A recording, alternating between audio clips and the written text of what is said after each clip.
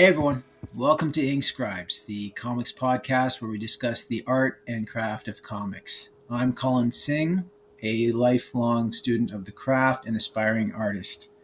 I'm joined by my co-hosts. I'm Eric Zawadzki. I've been working professionally in comics for about 8 years, and that was primarily freelance.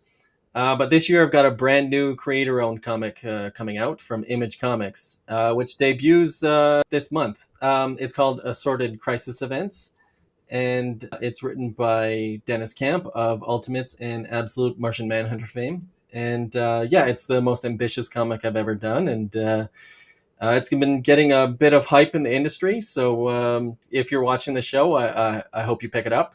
The genesis of this show is me studying comics art to apply to this comic because it's basically playing with the form quite a bit. But also we're joined by... I'm Taylor Stauft, the artist on the upcoming From Fire and Blood, a Jason Zhang adventure from Dauntless Comics. When we have more info on the Kickstarter for that, I will let you guys know. But watch out for it. So today, everybody, we have a very special episode. We're going to be looking at one of the greatest comic book runs of all time, Gene Colan on Tomb of Dracula. Gene had done 70 issues for Tomb of Dracula, and we're going to be specifically looking at a flip through of the artist's edition, which collects 7 issues where he was inked by probably the best inker that's ever worked with him, Tom Palmer. That's crazy that he did 70 straight issues. Yeah, and he was doing that was all monthly. Other stuff. He didn't skip any months? Nope. And he was doing other stuff? No. Yeah, he was doing 2 books a month. He was originally supposed to ink this himself, but they didn't want to pull him away from being a 2-book-a-month artist. Jeez. Really? Wow. Yeah. Now, this is not me speaking out of school. The man himself has admitted to this. He did partake of some amphetamines to help him get through that period of his life. So there we go.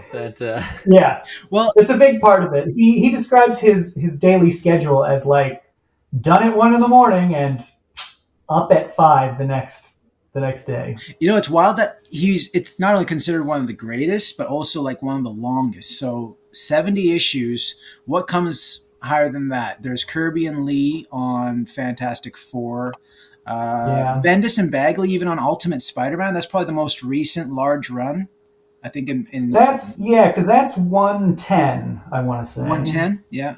And so I mean, what you can say Dave Sim on Cerebus for 300 straight, but did that come out monthly? Eric, do you know? Well, the first 20 issues were bi-monthly, and then generally monthly from then on. Should be noted too that Tomb of Dracula was it's a long run but finite series. Like, it doesn't just get canceled; it comes to a concrete end at that 70 issues. It's supposed to go for 72.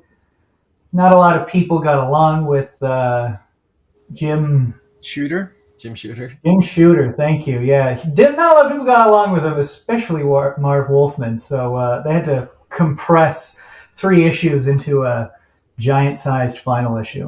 Did you, Taylor, listen to that interview with John Suntrez where Gene Colan talked about how he and Jim Shooter shared a carpool to a convention out of state, and for the whole car ride, he didn't say a word to Colan about anything? I did listen to that interview, but the sound quality, there was so much I could not make out from it. I thought that was so sad. You're sharing a car. Your boss is driving, and you're in the passenger seat, and you don't say a word to each other for hours. That would be that's torture. Like, at some point you go, I'll say something, right? And then you look and realize, no, it's been an hour and neither of us have said anything. I gotta let this ride. That's now. Painful. Yeah. Woof. So where do you guys?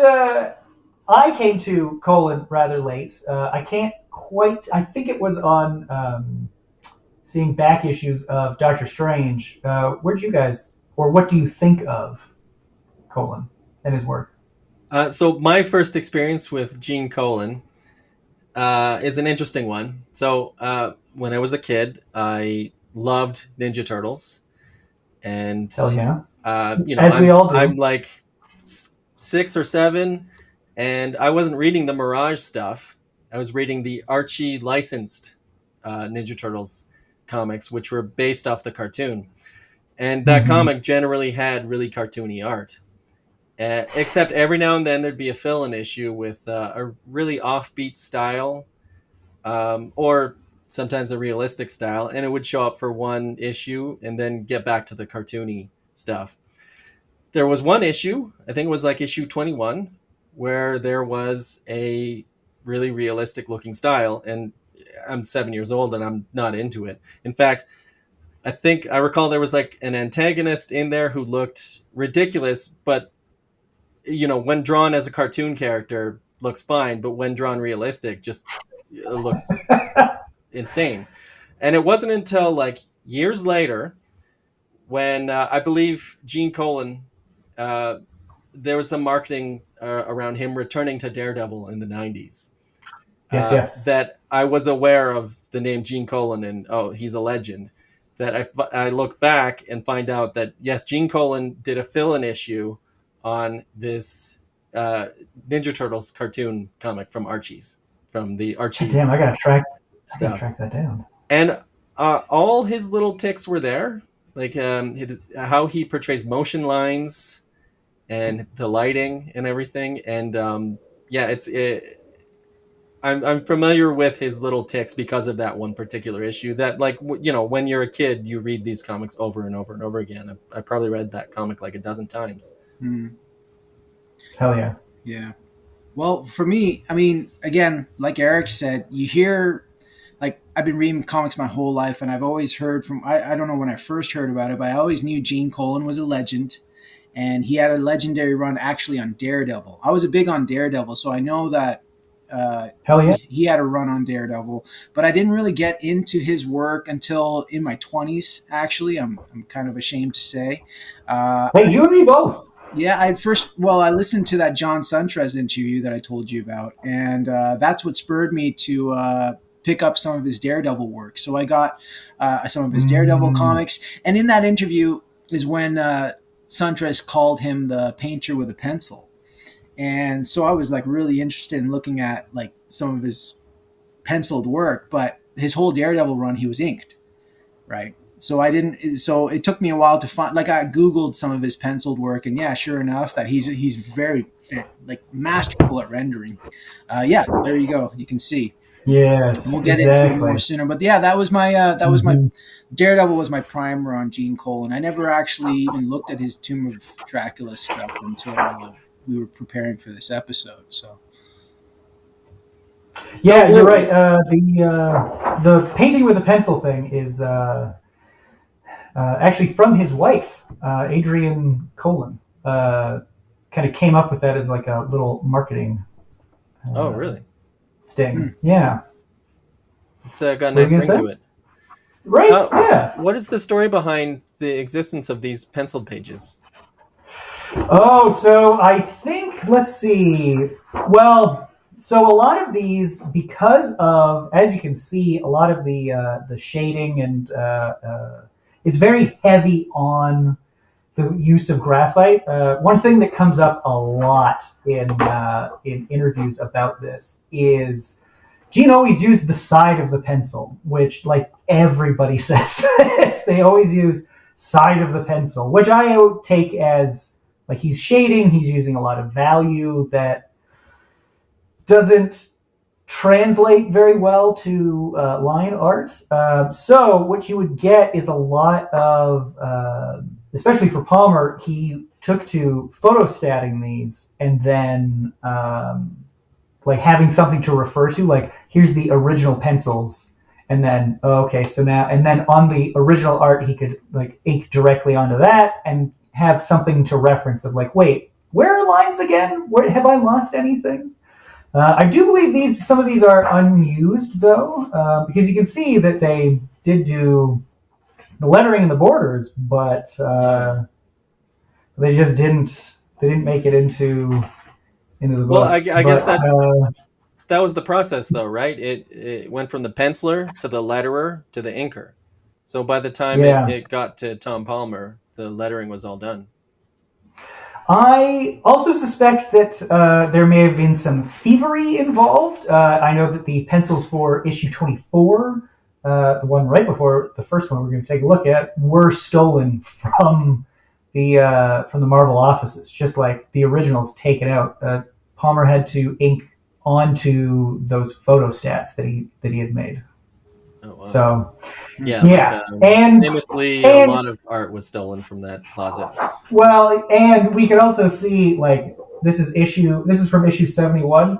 There is no issue 71. Like, towards the end, it was getting kind of ramshackly as to, like, well, how are we going to do this? We have a 3-issue ending that has to be crammed into a double-sized single issue. So I think towards the end, Wolfman is actually, like, cutting pages up and rearranging them to get the story to flow correctly, because getting an ending, especially in 1978, 79, is like, that does not happen, right? Like, we're used to things like 100 Bullets or Ex Machina, stuff like that, where it's like, no, we've got this structure and it's going to begin and end. I think, and Wolfman said, well, I'd rather an ending that can be seen as bad than no ending at all. So I guess I'll just make it work. So before we go any further, Taylor, do you mind flipping to the front cover and talking a little bit about this book that you have and what it collects and so on, like the genesis of how this came about? So this is the first artist edition that I picked up, because I found out the local comic book store was just sitting on it. This is the Tomb of Dracula Artist Edition from IDW, and it collects. I love how they put those books together, man. Right? Yeah. Like, just this size. This is 12 by 17 pages, so it's huge. Yeah, so we've got issues 25, 28, 36, 37, 46, and 48, which, in my own pursuit, I've actually assembled, we'll say, 4.5, because this one does not count. This was a 1994 reprint that was given out at JCPenney's in a bundle with a bunch of other issues for no particular reason that I can find. This is issue 25. The first appearance of Hannibal King, a character loved by, no one. So I don't know why they would bother with this. But, I mean, I'm glad I have it now, but I'm going to be looking for the original. I don't know why. It just doesn't feel correct. So Tomb of Dracula is like the comic that you collect, basically. It is. It's the only one I collect right now. I've tried to do other runs, but I don't know. There's something about Gene Colan doing every issue, and Tom Palmer being with him for, I think it's 63 issues. You'll see sources that say 1 to 70, but don't trust those. That is not the case. And just getting the purest of the art that you can get, especially because, I don't know about you guys, but there's something about the printing of these old books on newsprint that just feels correct. Yeah. An audience, just so you know, Taylor's still on the quest to complete this run. So that's true. Yeah. How many you got left, Taylor? 13, 14, you said? Well, we'll say 13 and a half. So, And one of those is issue 1, right? Yeah. It is, yeah. Issue 10 and 1 are going to be so difficult to find. But you're not picky about the quality of the book, the condition? Not at all, no. So if anybody has a line on any Tomb of Dracula comics, let me know, because I will pay a medium amount of money for them. So off the all right. Can I just ask? Yeah? So this artist edition contains all the Tom Palmer inked stuff, right? So Yes, it does. so off the bat, for the entire run, how many inkers were there, and which one would you say is the best? And Oh, I mean, that's no question. I mean, yeah, the best is Tom Palmer. Let's see. There was actually, I have it right here. There were 7 issues that did not get inked by him. We've got Gene Colan on number 1 because his whole thing when this started, it was going to be a 52-page quarterly black and white magazine that eventually gets cut down to 20 pages color monthly. Mm. Then we get Vince Coletta on issue 2. Tom comes in on number 3 to 7, and then Ernie Chan steps in.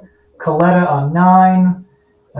10 and 11 are by Jack Abel, and then it's Palmer from 12 all the way through 70. And they're like they're seen as like a dream team, right? Like they are, yeah, because there's not a lot of people that felt confident inking Colin stuff. It was apparently very intimidating to try to capture the tones that he had laid down with a pencil. Yeah, I had heard that Gene Colan's original art, the pencils they're very loose, and I guess you get handed a board that just has so much graphite on it and like smudges, and it's just incredibly intimidating. And that Tom Palmer just like was able to figure it out and do a good job.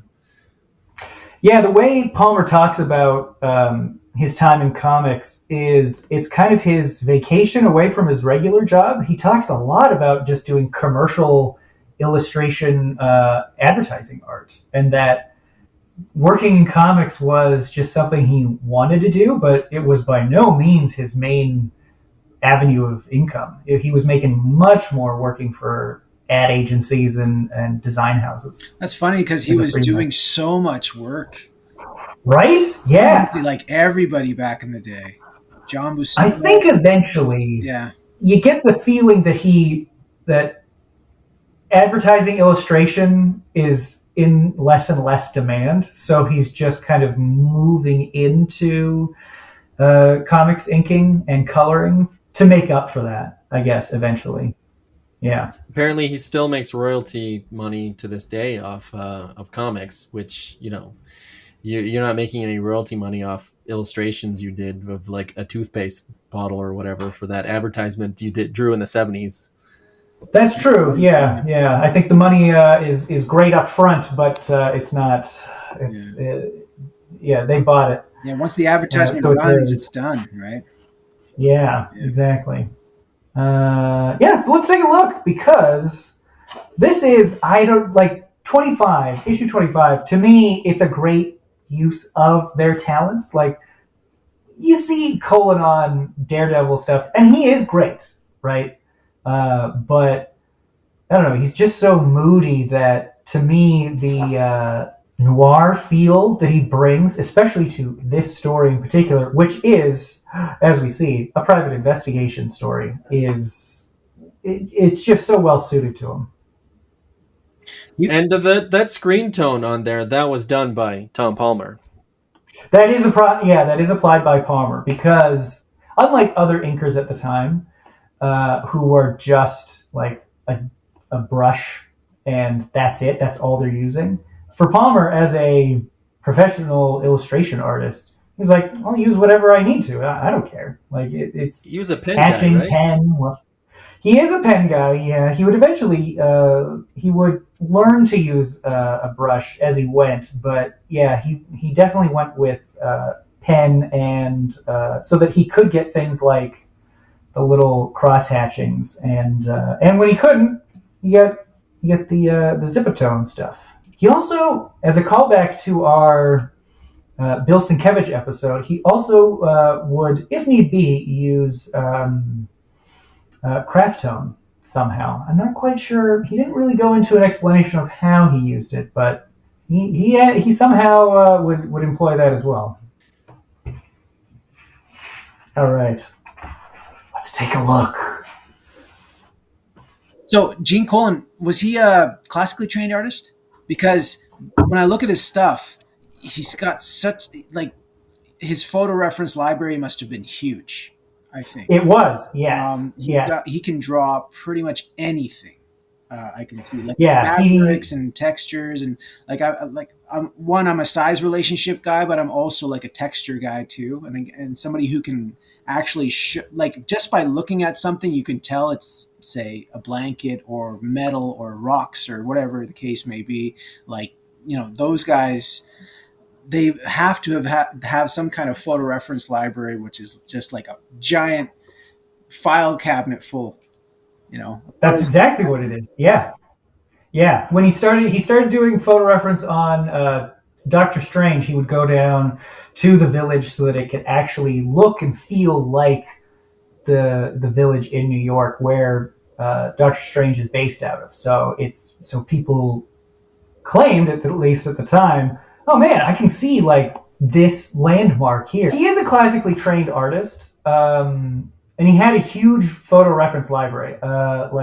In Tomb of Dracula, they eventually moved to Boston. So he piles his whole family into the car and drives from New York to Boston just so he can take photo reference photos.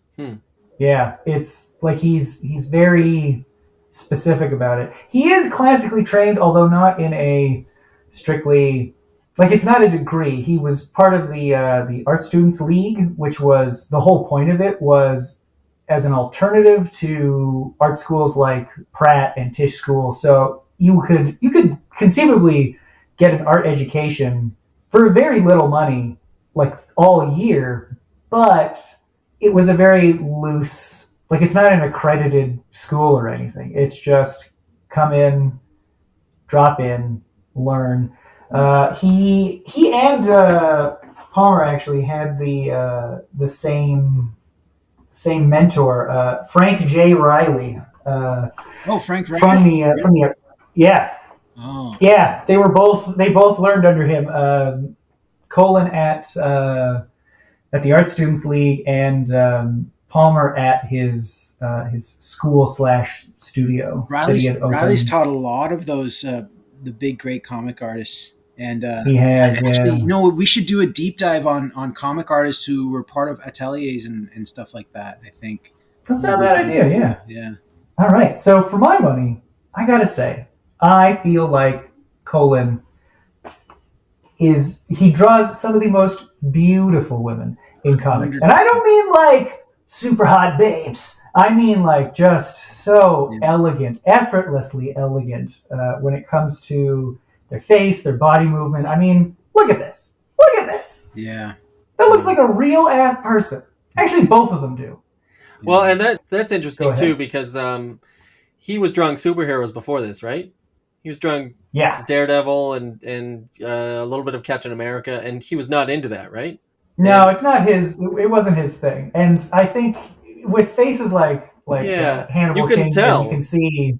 Yeah, exactly. He really likes he wants to draw regular people. Yeah, he's so good at it. I want to find. Well, for now we'll take a look at Dracula himself. He's actually based off of actor Jack Palance, who, weirdly enough, 2 years after the start of this series, would play Dracula in a TV movie. But after seeing a 1968 movie, Jekyll and Hyde movie with Jack Palance, he's like, that's him. That's Dracula. He looks like a corpse already, just walking around. Oh, did he not know about that TV movie Dracula? It hadn't even been made yet. Wow. The two things, they happened completely unconnected to each other. Because there's no evidence that anybody saw Tomb of Dracula and was like, get me Jack Palance for our upcoming Dracula movie. Can you? I wonder how he does actor studies, like how you would do actor studies back then, because nowadays you just get the DVD or you somehow get a video and take some screenshots. But What did you do back then?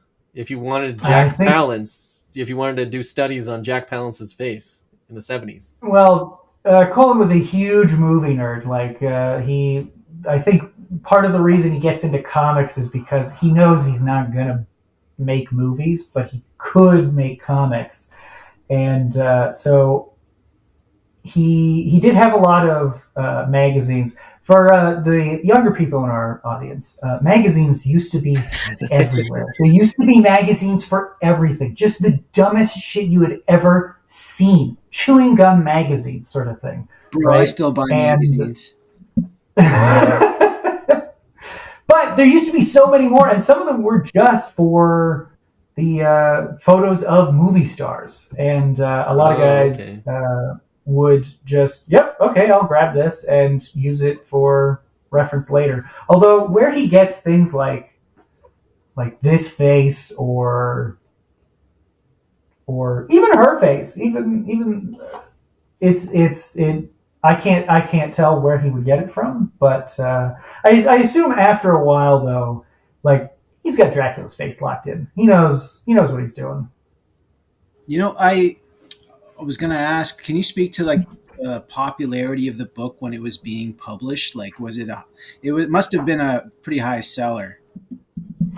It was, yeah, because the thing is that when it comes to horror, due to a lot of societal forces, for about 20 years, the Comics Code Authority is really preventing any kind of horror book from being produced, and any ones that are pretty milquetoast. But starting in the late 60s, they had to start really loosening it up because it just wasn't working for society or the books that were being made. So when this came on the scene, it's like, damn, look at this. It's literary. It's so well illustrated. And although that doesn't really happen until around issue 7 when Marv Wolfman comes on, but for the most part, yeah, it's a very high seller. Yeah. There's waning sales towards the end, but that kind of coincided with the natural end of the story. You know, it's funny that you mentioned the Comics Code Authority because I've, like, in preparation for this episode, especially the issues that are featured in this artist edition, Dracula slaps a woman, I think, more than once. Oh yeah, Like, I guess like punching is fine. blood is not cool, but beating on women totally is. Like, that'll totally fly, right? He throws people. He throws a woman into someone. Exactly. Yes. Like he just picks her up and you just made me tosses her. think of that. Yeah. But it is, yeah, it's a very strange attitude. But it spoke to people, I guess, because this sold really well. I think you get a lot of. I mean, this is real different from everything else too, right? Like, look at these faces. Yeah. Look at Oh these. man, look These are at just that! like regular Look at that people one face right there with the This guy guy? drinking. It's just so good. Yeah. Like the book of all the comics on the rack at that time. I mean, this must have been the best illustrated book for the entire 70 issue run. I'm pretty sure, right? I have to think so. I mean, it was the one of the highest selling books. I think it was the highest selling book for between 72 and 75. 75 is when the X-Men make their return, and that definitely takes the top spot then. Right. But you have, like, I find it wild that books like this don't get reprinted more often, or at least they're not studied a lot more in modern times, because think of it, from like from in the 70s, 72 to how long was this run? 71 to 76. Yeah, late 71, because the dates on these are a little fuzzy, but it's like November 71 to 79, 78 or 79. And nobody was using screen tones quite as much back then. Like this is kind of unprecedented. I don't think so. No. Yeah, because it is quite a bit, and this is actually why I wanted to be able to pull out these just to see. Yeah, but like when can you think of many Marvel comics in the 60s and 70s that had screen tones? I guess the 70s is a bit of a blind spot, but I think he was Tom Palmer was one of the first. He's definitely using them more than they typically would. Yeah, screen tones at the time, it's not really. It doesn't. It's not in fashion, I don't think, especially because this is such a turnaround. But when you listen to interviews with these guys, because I've read interviews with Palmer and Colin together, man, these guys just love drawing. Like they're doing it for free. Just the fact that somebody's paying them is even better. So when it comes to things like like this use of screen tone, this is great. Cut out the car and the lamp so that you are and the figure so that you're drawn to it. Well, and you're right. Yeah, I think that's to give off a sort of I guess pre-dawn effect. And the reason that screen tone was used, we should say Tom Palmer was coloring all of these comics. I think all but one of these, and they only had access to 64 colors. But with a screen tone added to, like, say you put a blue down and then you mix a screen tone with that blue, and then suddenly you get an extra color that you otherwise didn't have available of those 64 colors. Which I think that's a good call. Yeah. Here you can see, I think they might be using a. Yeah, you're right, because you get kind of like a mottling effect to this blue. Yeah, so you might have like it's just screen tone there. The blue used in maybe panel 5 is the same blue used in panel 3 maybe, and then but it looks slightly different because of the screen tone. So he was thinking of screen tone probably as a colorist as well as an inker. Yeah, I think so, because he is using it, like this is quite stark, right? But you can really bring down the mood of this panel just through I already have the screen tone, and then with the colors I add, it's going to bring it down even more.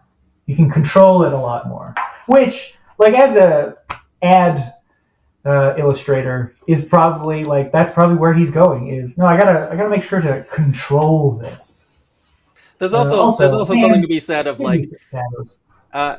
when Gene Colan is using the side of his pencil, he's using gray, but printing wasn't so great back then, and they could only think in terms of black and white. And the only possible way to get gray is to sort of fake it by using screen tones, because those screen tones aren't actually gray. They're just tiny dots simulating gray. All of this is just pure black, pure white. Well, so the thing is that a lot of that, so you can see that's probably shaded from Colan's pencils, but he is using also a lot of very fine lines to just give the hints. He's really relying on screen tones, hatching, and I don't know what you'd call them. Not speed lines, but that sort of thing, right? Just like tone lines. So I'll say that we're gonna look at 5 issues or something, and Tom Palmer colored all but the last one, and yeah, I think his coloring is absolutely great. I love it so much, and I'm not as big a fan of the coloring in the other one. And you get stuff like non-literal coloring, where you get mood building moments like this, where something is multiple shades of green. And everything I find in the last issue that's not colored by Tom Palmer, it feels like it's all literal, and it doesn't have the same mood. Yeah, we'll see something related to that later on. But yeah, it is something that's a good point. Yeah, non-literal coloring, because you're right. He's here for the mood. He's here for the state of this book, not translating it into exact reality. Yeah.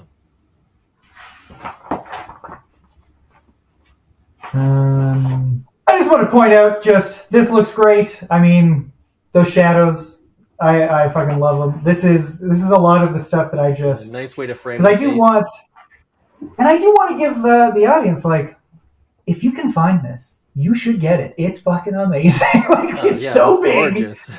you get to see all of it. It's Also, this is like and the then only way to appreciate the screen tones fully, because like the it really original is, yeah. comics, like we like how the colors look on the newsprint, but the line art isn't reproduced very well. Yeah, that's why I want the originals, because weirdly I think the newsprint is the best way to capture some of these, because we've all talked about this off mic before, but like the reproduction on especially modern reprints can be really, I don't know, jagged sometimes. It's just like it's not a great reproduction because they just don't seem to put the care in. Here we are, 28, featuring, and I don't know how this was viewed at the time or how it's viewed now, but the mute character of what is his name? I think he's just Taj for the most part. Yes, Tosh. Yeah. So speaking to his use of photo reference, this Indian household, like the wooden pillars, the pots, and the dog just laying there, everything. It's authentic to me, and I don't come off as like the token Indian guy on this podcast anytime some Indian reference comes up, but I can tell you this is very, very authentic stuff. Of the Indian homes I have been in, this is down to like the it reminds me a lot. The bead curtains, right? Yeah, and even this space behind. When I was in India, I learned that there's kind of an, before you get into the door, there's like an antecedent room that, like, if you're going over and there's no man at home, homie, just hang out in there. There's a bed, just hang out. And I'm pretty sure that's what this space behind him is like the open waiting area. Yeah.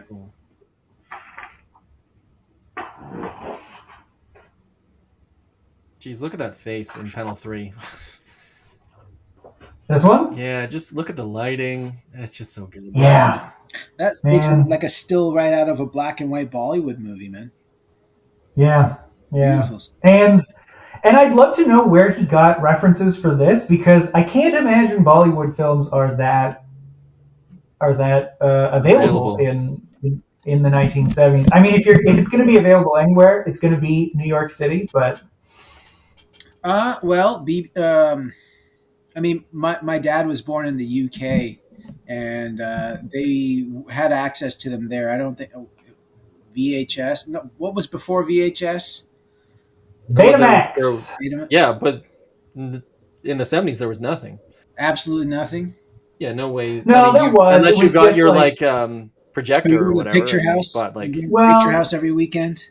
Cassettes did exist. They just were one of those things that's like, there's no inventory and they're super expensive. Like, you can watch Roots nonstop if you want, but that's about it. They were mostly for home recording, but even then, they're still like price prohibitive for a lot of people. So functionally, yeah, they kind of don't exist. I just love the mood that he gives to, like, this could be, you could black a lot of this out, but just giving texture to it. As you guys were saying earlier, like, I don't know if you can tell from here, but this has texture to it. It's not just smooth lines. There's dry brushing going on. Mm-hmm. There's very smooth going on. It's fantastic. I'm going to ask this over and over again, but can we see what that looks like on the old newsprint? Absolutely. That's what we got it for. See, now here we see the correct way to view them.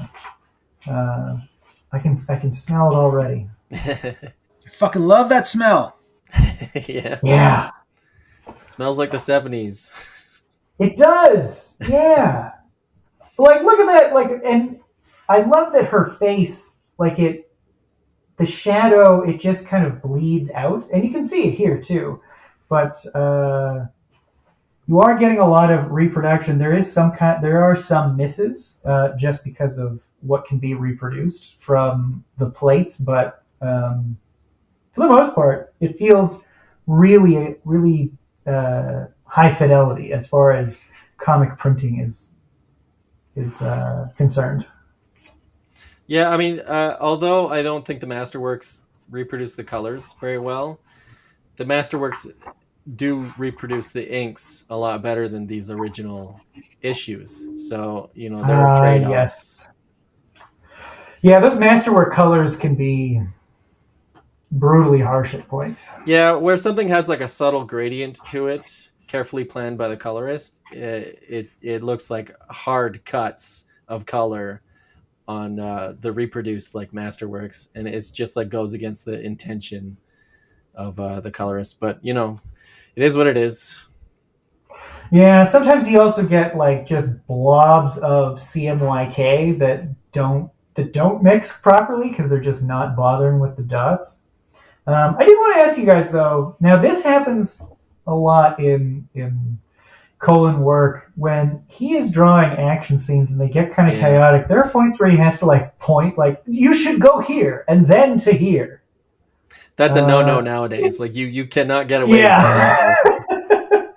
Yeah, like I get what he's going for with this kind of it's getting chaotic because it is like it starts off smooth and then gets more and more chaotic during this fight and these characters are hallucinating. Like one of them is seeing his dead dad who's admonishing him.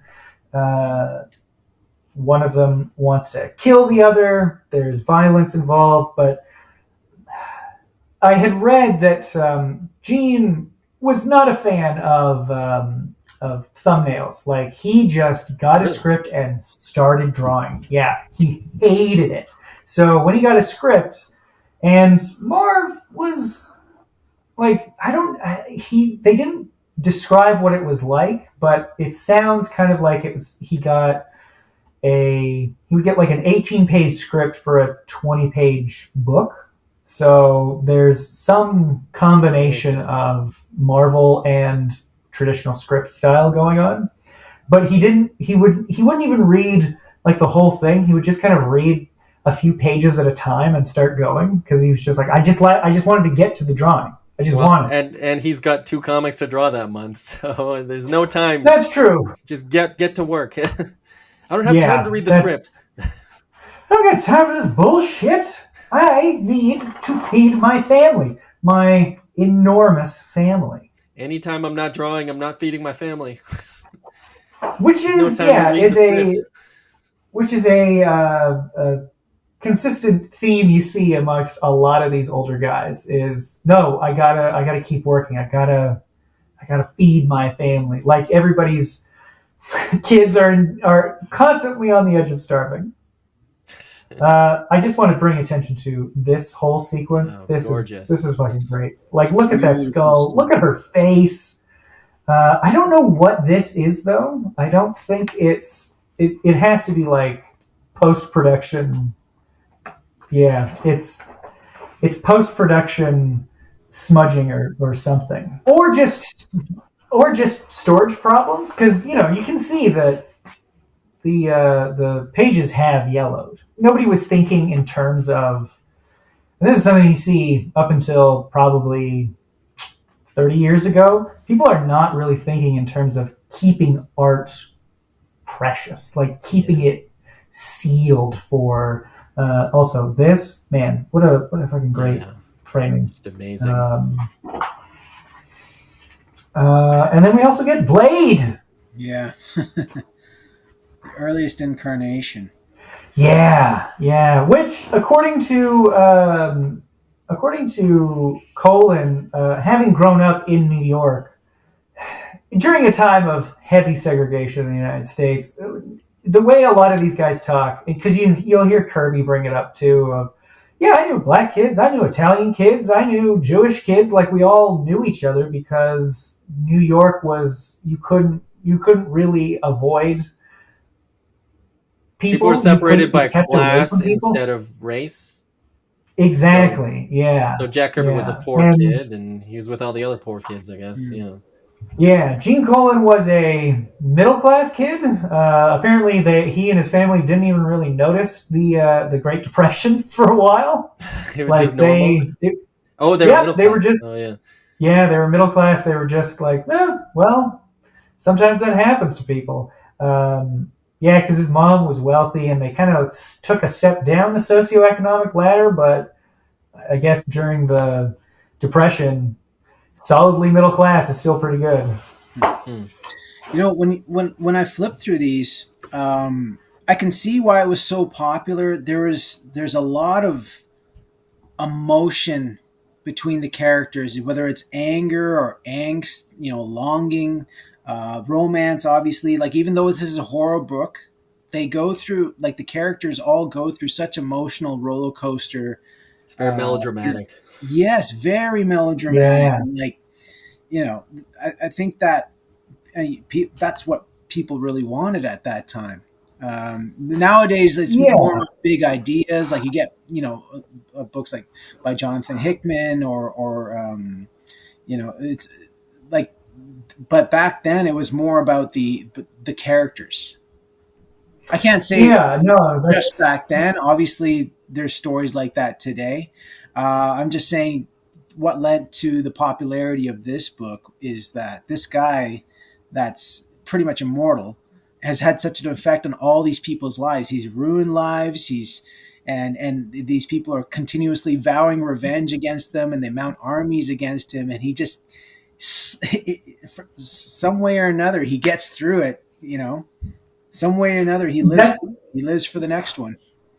That's a great point. Yeah, because in speaking about this with Tomorrow's publication, which, by the way, if you guys want to learn, if the audience wants to learn more about comics history, anything from Tomorrow's, like these guys go in depth. They're fantastic. TWO Moros. This is And where I got a lot it of would the be great information if for people this. could support them now, because I think they got screwed by the whole Diamond bankruptcy. They're They kind of sure did. struggling Yep. Oh, cash wise. really? So Yeah. go support them if you can. Buy stuff off their website because They all do the that stuff is Flash gold. Gordon reprints and Tarzan and whatnot too, right? They got all kinds of stuff. I'm not sure. Dude, Yeah. go buy, audience, go buy all that stuff. The Alex Raymond stuff, okay, the Bern Hogarth stuff. Like if you are a comics artist, that's the stuff that you got to go take a look at. Yeah. Okay. Yeah. You'll want to know how these guys work and what their work looks like. Colin, you make a good point because not only is he a character that like people are vowing revenge against, but like I think this like he's also a very romantic figure. Like look at this, that is 30s, Yeah, 40s matinee the idol. leading man right there. Yeah, like this, she looks amazing. But he's also a character that doesn't. He's not always a bastard. Like most of the time, he is, and everybody that wants to kill him has a great reason to. But there are characters throughout that just like he saves, or he has growing affection for, or he genuinely cares about. And yeah, it's the melodrama of the series that because we saw in issue 25 that doesn't have our main cast of characters. We haven't really seen our main cast of characters in either of these issues yet. They don't show up, and I think it's around issue 18 that Marv Wolfman realized, oh, this doesn't need to be just like a superhero book. This can just be like the ripple effects of this guy on the Marvel universe. Like people can run into him and do him a favor, and he feels like he owes them, sort of thing. And what story spins out of that?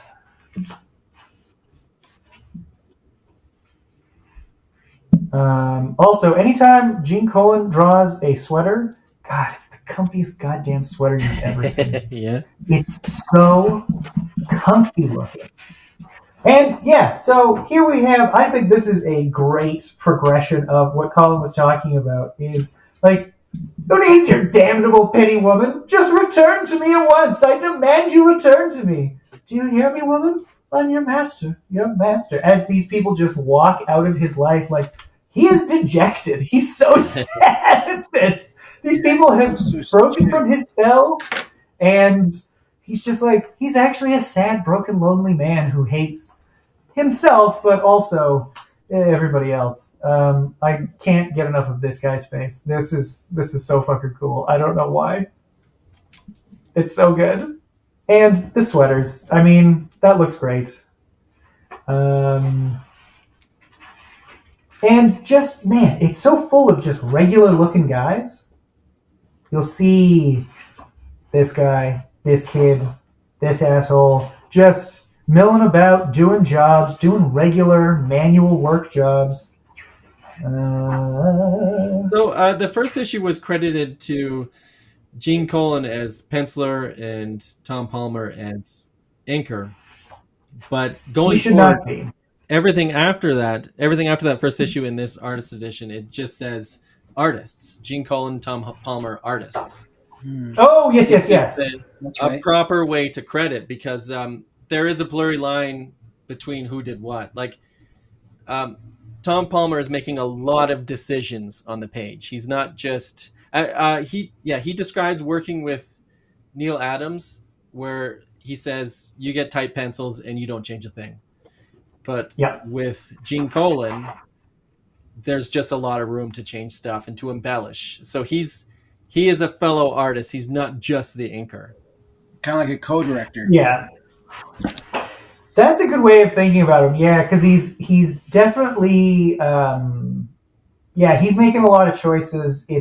And they're not communicating that much either. There's a lot of communication between Wolfman and Colan, but when it comes to inking, both of them have said, no, I just kind of trusted him, because that was the nature of the biz. You didn't have time to go over what your intent was. When talking about Vince Colletta, which, Eric, I know you have a lot of controversial opinions on, but when talking about Vince Colletta inking numbers 2 and 2 and 8 or 2 and 7, something like that, Colan saw the end result and was just like, this ain't good. I hate this. This is terrible. To the point where Colletta had just erased whole backgrounds, and when Wolfman sees it, he's like, what the fuck is this? This is outrageous. And accosts Colletta in the offices. Colletta tattles to Stan. Stan calls Wolfman in. He's like, look at this. I already have these photo stats. Because it was common practice. And when Stan the man sees, oh yes, look how much he had erased. He's like, yes, I agree. Do those photo stats exist? I don't know if they still exist. This was a heavy production, and this was long before returning original art, let alone photostats. So I doubt it. And it didn't ruin Vince Colletta's career. He went on to have another couple of decades inking comics. Yeah. But you alluded to my controversial opinion. He's one of my favorite Kirby inkers, and I have complicated views on Vince Colletta, which is because yes, it is terrible. He erased a lot of backgrounds. He did a lot of damage, but I don't know. I have an Essential Thor Volume 3 black and white Thor comics with Jack Kirby art inked by Vince Colletta, and the work in there is gorgeous. And so it's tough for me to hate on it because I just love that Essential Thor Volume 3 so much. So yeah, but he erases the king. He erases Colan. Yeah, I don't. If you're actively erasing figures out of panels, I agree with you. That's indefensible. But I love what I love. I flipped through that Essential I get what Volume you're 3, saying. which you have that as well, don't you, Colin? I do. Yeah. I understand what you're saying. Gorgeous. I'm just telling you. That's not a good enough reason. You don't erase the pig. Throughout this, we are hearing on this tape player the records of people. This is my experience with Dracula. I wanted to draw specific attention to this panel because I think it's weird. I find it weird actually that you have the kind of thought bubble corners that have been set up through this to let you know this is taking place somewhere else. Because what you have is this plane this on the runway, and then it bleeds right into the tape recorder that also doubles as like one of the hangars in the airport. I actually don't think they needed to do this sort of remember when, cast your mind back. Yeah. But I love the transition of the tape recorder plays, and then we're back into the action. Now, this is where I really lament that I do not have issue 36, because I would love to see how... It took me a while to figure out what's going on here. Oh, okay. He's turning from a bat into fog, and then in fog he's going into the cockpit. Right. And I wonder if in a colored version it would actually pop more. And that's a recurring. I guess there's a lot of Gene Colanisms, we can call them, and like how he portrays mist is one of them, right? There's a lot of smoke and mist, and a very unique way of portraying it. And usually it's in a atmospheric sense, like a character will be enshrouded in it, or it's used to kind of separate the different planes of the image. But when it comes to, and we'll see from my drawing that I did for this episode just how fucking difficult that is, because even if it's not that clear in something like this, it is still like you can figure it out, and it's still executed much differently. Also, I also wanted to draw attention to the gloves. We're becoming a gloves pervert podcast because look at this. Like that's just great glove drawing. I love it. This whole pilot sequence. Yeah. So for page 15, right there, the first panel. So Dracula is delivering like this monologue here. There's 6 word balloons, but they're all Dracula's word balloons. It's a really interesting composition here. The way the word balloons frame the expression on the pilot's face. Like the pilot is listening to him, but he's also kind of defiant. He's kind of like listening to it's a monologue on how humans are insignificant to Dracula. But there's still this defiant look on the pilot's face, which shows bravery. I mean, he's an army guy, right? So I just thought that was a really great shot. Really nice. That letterer was so free working on this. That letterer gets this panel where there's barely any room for lettering, and then sees this giant speech. And he's just like, how am I going to figure this out? Yeah. How the fuck am I don't want to ruin the work these guys did. God damn. But I do, it's really nicely done in that, like it's in circles. So the 4 word balloons that are connected, it's all in a perfect circle, right? So that when you finish the 4th word balloon, it leads you all the way back. Yeah, it leads you all the way back. You can't get away with that nowadays. Why is that? I mean, it's a confusing way of reading it, and I don't know. That would just get flagged by editorial. Just like do you think at this point you think it would be a draw a different way, or you know what, we can cut a lot of this dialogue. We don't need them talking this much. That could be as well. You could get a situation where the editor, or if it's in any book, the artist basically says, "Can you rewrite this? Can you write it with less dialogue?" That would be the quickest way to do it.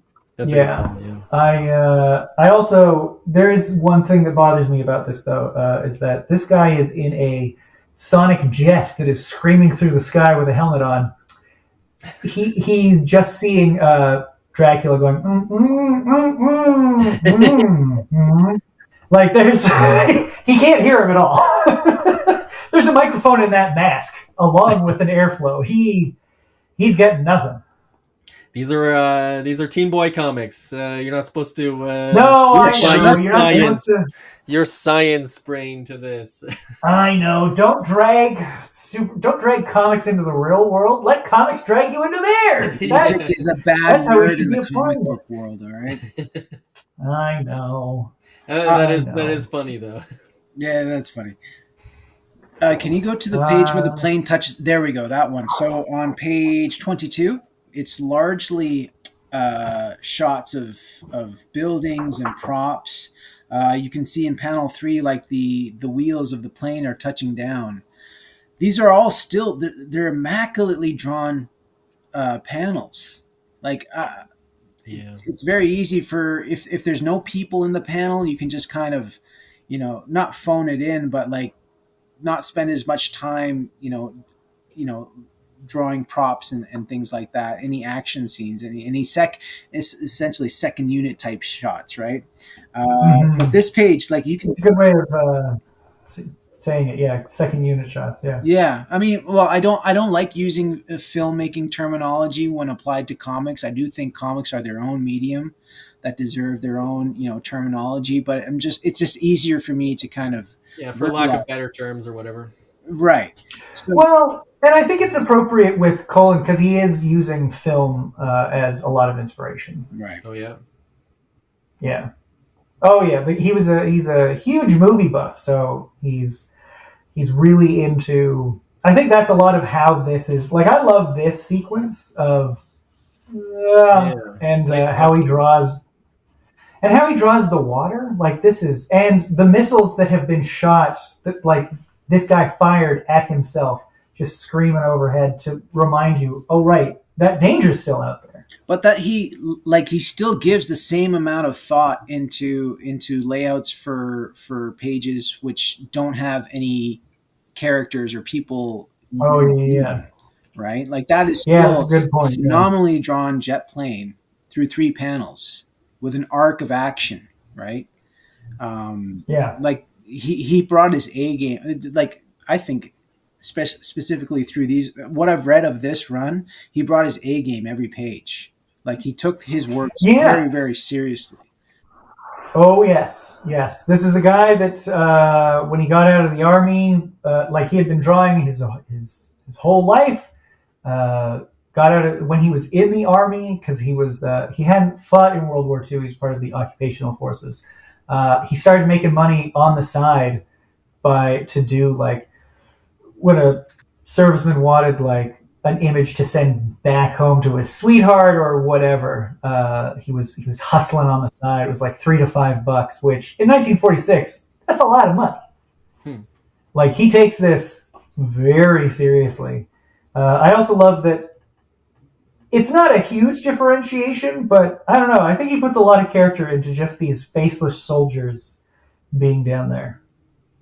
Can you jump forward to the page where he's getting shot at by the army?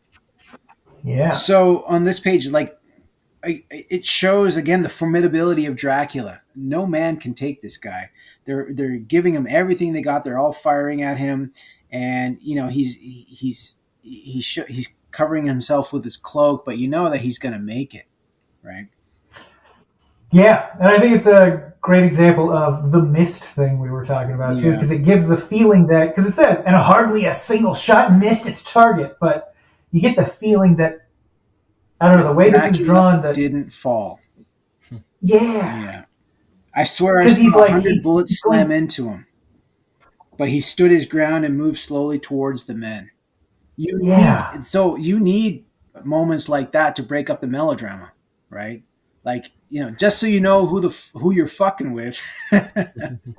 you know, he's not all yeah. You about get the feeling jilting that lovers he's and slapping women and no, stuff. No, he's no, actually no. a He's a really hard badass ass, guy. yeah. Yeah, And he's moving in and out of mist as well. Like you get the feeling across these 2 panels that he's kind of when a bullet's coming at him, it just sails right through that specific part of him. Yeah. He's moving in and out of shadow and in and out of mist and in and out of the bat form. It's difficult to do, I would think. Well, no, I know it is. It is difficult to give that sense of state change in a static image. I also wanted to give a shout out to this complete babe here. I think that I is was a gonna, I fantastic was gonna and point her out. Yeah, yeah, just a complete. What a great face and a very. It's not. He doesn't tend to fall into. At least I don't think he does. he doesn't seem to fall into the Betty Veronica trap of like her face or her face being the same. Like they're two distinct faces. Yeah. Just very impressive. And I wanted to bring this panel to everybody's attention, especially young artists out there, because this is what as we've talked about, in film language would be called unmotivated lighting. It is like that punch does not generate light. That's not how punches work. But in the scene of Frank Drake punching a guy, it's so masculine and fast and full of power that it casts a shadow on this guy's face, right? Like there is no light being generated, but still there is light being generated. And I think, Eric, you and I have talked about this, trying to move away from slavish reality. Yeah. Like you don't, and it goes to the coloring of Palmer as well. It doesn't need to be fully representative. It can be something that just communicates the mood, the feeling, the action, whatever. As long as it fits what is being aimed for rather than reality, I think you can still get away with it. Do you have the actual issue of this, or this is one you don't God, I wish. No, it's the one I don't have. One thing I want to say though for that panel, that it shows it as a really big moment, but these days I have a feeling that this panel, just reading the dialogue, would have been split into two. He punches the guy out, and maybe he's standing over him because writers don't write monologues while punching anymore. Yeah, exactly. Don't see a lot of that. Yeah. So it's a sign of the times. Yeah, exactly. Yeah, I mean, you can read a lot of this dialogue. There are times where I think, man, this is such a modern comic in the 70s. Like just its structure, its approach to lighting and storytelling and everything. But then there will be times like that. You're right. Like nobody's saying all this during a punch, or they'll refer to like, where is it? They use the term one a lot, like, hello, beautiful one. Like, nobody talks like that. That's such a weird thing to say. Regular people are saying that, not just Dracula? Yes! It's so strange. But it's you're right, it's a sign of the times. Yeah. Let's move on to the next issue. Yeah, because issue 37, that's right. This is where we see Dracula throw a woman into someone. So there we have panel 4. That's another Gene Colinism, which is how he portrays figures moving. He'll have a sort of what would you call that? Like a reverberating effect. Yeah, I think it works better here than it does in the colors, which I don't think I could blame anybody for. That's got to be super hard to color. But yeah, you're right. It is I guess it's an after image. Yeah. Use of an after image to convey motion. Or that's like the before image, right? Like following the eye path. Well, yeah. Yeah, and something we'll see throughout a lot of this is like, so we just looked at Frank Quitely with last episode, and Frank Quitely portrays a very European way of drawing comics, where the camera is often pulled back, and you get to see the entire environment, and you see the full figures. With a lot of this stuff, this is very American in my mind, where things are cropped constantly. Like, look at panel 3. Just cropped unusually.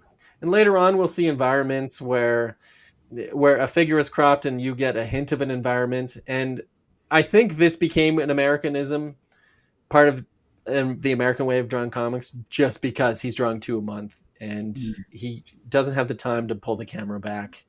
And the more you do close-ups, the quicker you're going to draw. Well, and there is something to be said for, he sets the stage in this first page with, okay, we're in a park. Okay, the reverse shot of the park.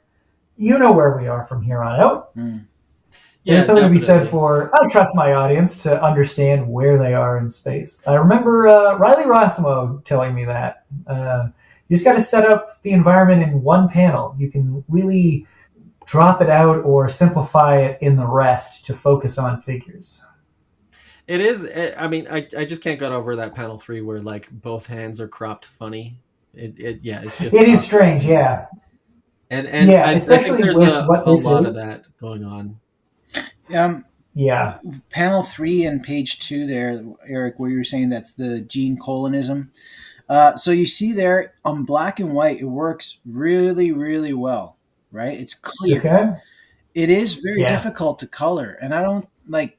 But then if you go to page, I mean, I'm skipping ahead here, but if you go to page 7, where the guy sneezes, Oh yeah, I Oh, love yeah, that. so yeah. I love yeah, it that's has an the ah AB. and the chew. Yes, yes. So it's an AB action, right? The colonism, as you're saying, works best when he's doing an A to B action rather than from a left to right or up down action, right? That's a very good observation. Yeah, you're right. Because this here is very, It's basically a shift over. It's like a keyframe yeah, kind of thing. yeah. But you're right. For this, it works a lot better, Translates better and for it works sure. with. And I think he's really using the dust here to kind of hide like what's going on as well. Like, we've already set up that there's dust, there's a cloud. It's not going to be that Yeah, clear. he's just communicating the Um, sneeze and nothing more yeah, because you don't need yeah. to. And Right. And I think to your earlier point, I think that's something that nowadays you would get like, true. You would get a clear panel break yeah. Yeah, that, And yeah. that's how I would do it if I wanted to portray the two movements. This is something that not Exhibit A. many artists do, but I mean it's like practically a trademark of his, right? yeah. I Yeah, try specifically to remember frame it in. in that Ninja Turtles comic I read as a kid. There is I gotta movement. find this Ninja Turtles comic. That There's sounds fucking movement rad. scenes like this that are kind of burned in my brain. It's like something uniquely him and something I didn't see any other artists do. Especially because he's drawing Yeah. like a ninja fight at one point. I think there's like Splinter is like fighting somebody, and just there's a gene colonism of how he draws the movement. If we look at on the left, the very first panel, that's another awkwardly cropped Mhm. panel in my mind, and it's just sort of symbolic of the very American way of drawing comics, where you do get awkward cropping, and like if this was a European comic, the camera would be pulled back quite a bit more. Yeah, and he would be in the center. You would see the whole of the apartment. But Yeah, yeah, you're right. This is but in Europe, you get more time. yeah, As you said, this is like the second comic he was drawing this month, so yeah. He's popping that's pet why pills just to get through this. this Yeah, stuff exists, just to save time. because he's having to do 2 pages a day, not Yeah, 2 pages of Dracula, yeah. a page of Dracula and a page of something else, And look at how just to keep gorgeous on this schedule. stuff is. This is not like this does Yeah, not look hacked out, you know? This does not look no, rushed. It doesn't look like he drew 2 pages a day. no. And this is the first appearance of Harold H. Harold, a just the definition of a complete nerd. But he could have drawn like just a generic face, but man, this character, like, he has such a distinctive look to him. He's made choices about the nose, the teeth, the glasses, the hair. It's all in service of looking like kind of a nebbishy sort of rat-like guy that kind of has whatever mistakes he's going to make coming to him, almost like he observes just how clumsy he is, and it's like, yeah, you look like a clumsy guy. That face looks like a clumsy guy's face. Mm. The glasses hanging low on the nose. Yeah. Yeah. No, he definitely gives a lot of character. And plus, there's one shot of him on page 10 where he's fixing his glasses. He's putting his glasses back on after they got knocked off. And just Oh, at there. he's mid action, so the glasses aren't fully pushed up. Little moments like that, little moments in time do lend themselves to the traits of the character. like you said, a little bit Mm-hmm. more of a clumsy kind of Poindextery character, but this shot really sells it. Yeah, yeah, that's a really well observed point. It's yeah, because he's doing the glasses thing where he like opens the arms a bit wider than, Right. and you'll see that in especially a lot of older glasses. Mine, they'd probably snap in half if I tried that. But yeah, and like catching them in the hat, and yeah, it's really well. I don't know, telegraphed who this guy is. I don't know, just and like the slumpiness of the sweater. He goes back to sweaters a lot. Meanwhile, hers just letting you know who's open for business. Am I right, Yeah, fellas? it's funny that the sweater. That's one of the textures that I came to my mind when I was talking about it earlier. Yeah, Yeah, he yeah, does. and Clothing is great. It's unmistakable what it is. well, yeah, because I've seen him say he really likes drawing just regular people. As much as he was, I don't know, he didn't dislike drawing superheroes, but when he could draw a character in just regular clothes, Yeah, he was all for it. That's why Blade is drawn in just regular looking street clothes. He didn't want like a superhero look for him. He wanted to communicate what does a black man in the '70s look like. So he was like very observant of the fashion of the time and keeping up with it. And Did in Gene order to Colan quickly create get Blade? Sorry. yes, he co-created them yeah. along Him and with Marv Wolfman. yeah. Well, and I don't know. I think we're kind of getting to the point where, well, actually, what do you think? Could you say Tom Palmer is a co-creator of a character at this point, or is that still too like? Well, he's not doing that. He's not coming up with ideas. Yeah. I mean, he Yeah. didn't design the character, and he. Yeah. Can of worms on aisle 5. Maybe. Yeah, fair point. I love the lettering really on panel 4 there. I love how it's being integrated into the in the black, black? and also the next Yeah. panel as well, panel 5. And if you pull the comic out, I think the text is colored as well, like colored yellow and bluish. Yeah. Yeah, it's got It just looks really it's got nice. a tint of yellow, yeah. And also, like, Um, look at how the figure is colored in that last panel. Again, with the non-literal coloring. Just looks so good. now this is something actually I did want. I suspect this is a relic of the time. This character works for Dr. Sun.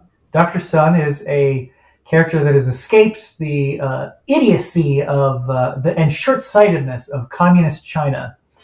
And I'm not quite sure if this is non-literal or if they are like, well, he's a Chinese character. Oh no! Obviously, he gets colored. I know, right? Like I don't. Well, he's Dr. Sun. Yeah. Benefit of the doubt. Doctor, this is not Dr. Sun. Dr. Sun is a brain in a jar. Oh. This character is Juno, who I believed to be a flesh golem at one point, like a Dracula, but Oh. Huh. But this is something you do see in comics from this time as a way to quickly communicate what specific race a character is supposed to be. You see it in there's a indigenous character in Doctor Strange during this time she is just colored red. Like there's no two ways about it. They have laid red down for her skin. Oh no. Yeah, it's wrong then and it's wrong now, but we have to admit that it did happen, and we have to be aware of it. Yeah, but if we go to the next page, colored, I love the coloring on the following page. So Dracula basically chomping down. Cool. Yeah, All just right, the coloring. love this coloring of him chomping down, and it's just all red. Oh yeah. Red, That's great. Yeah. And then the following panels where you have the everything's kind of bluish. Yeah, again, like non-literal coloring, and it just like looks so good. So good. Yeah, I like the use of blue here, where it kind of melds into the background. It lends so much more to the mist aspect of what he's going for, which I think again is a great observance by and planning, I guess, on Palmer's part to know, okay, well, when it comes to colors, I have to make it. I gotta make this pop. I gotta make this blend. I gotta make this feel like life is draining out of people. Yeah, like this reminds me of like Frank Miller working with Klaus Janson, where Klaus Janson was doing finishes and doing colors, and it was just like a unified, almost singular vision where like there's only a handful of people working on this comic, and yeah, this reminds me of that, of just like just how good it is and how unified the vision is. Now all right, page 17. All right. So on page 17, the first three panels conclude the scene previous. And I have to say that these three panels are absolutely perfect. Everything works together, whether in black and white or in color, but not just the imagery, but also the lettering. So basically, Dracula bites this woman, and then her future is already told in the third panel. Oh, yeah, I love it. It's absolutely perfect. In 3 weeks, she will die again.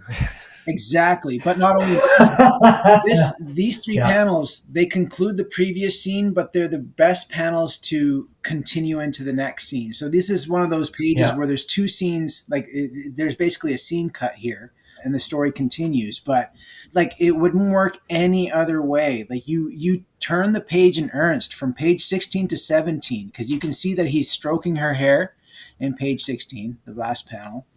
And then the perfect. So you're wanting to know what happens next, and you immediately your eye goes to those three panels, and it concludes the scene absolutely perfectly. Where you're just like, oh no, and then you go into the next scene. Like the story continues. Like you're on for the ride, right?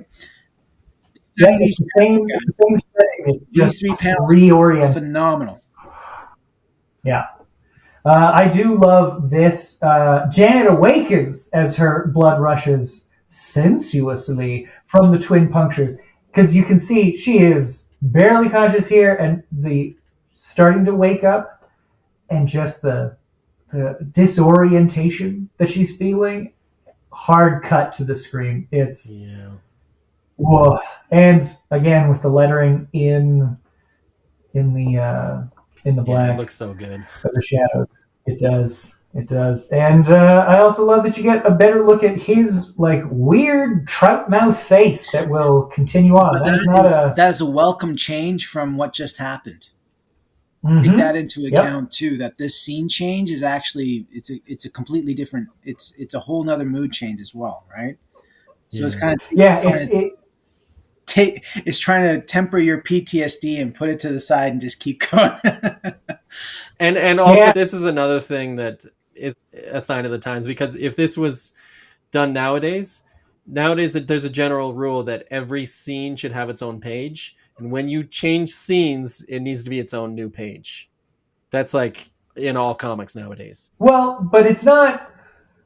This is probably the worst example of that. So it's the shift of but it is a shift of mood from like outright desperate murder on the part of Dracula and the desperation of the victim to this slapstick cartoon character. You're like, driving his jalopy, crashing into shit, and then finding this vampire barely alive. It is an odd. It's such a tone shift. Yeah, very. But I think when you have just like these ominous black buildings just cloaked in shadow everywhere, there is still a feeling of continuity. That it's not jarring, but it is notable. Also wanted to call out this particular panel. This whole bathtub sequence. Gorgeous. Fantastic. I wish I could draw women half this good. This is amazing. I'm not sure how I feel about the weird little... Like, I get what he's trying to go for with these little windows on the bubble, the little reflections. But That seems I like don't know. I'll let it. something you would see in cartoons. You would always see Yeah. that like a window effect. It does, and I wonder if that is what's trying to be communicated here. Is It just seems like cartooning to me. Like just like that's what you do when you do bubbles. You just have the window reflecting on there. well, and she's supposed to be like Harold H. Harold is. I think nowadays we would classify him as like he is edging towards incel territory. Like he Yeah. is making sweeping generalizations about women, especially her. And but his description of her, his voiceover description of her, doesn't really match her.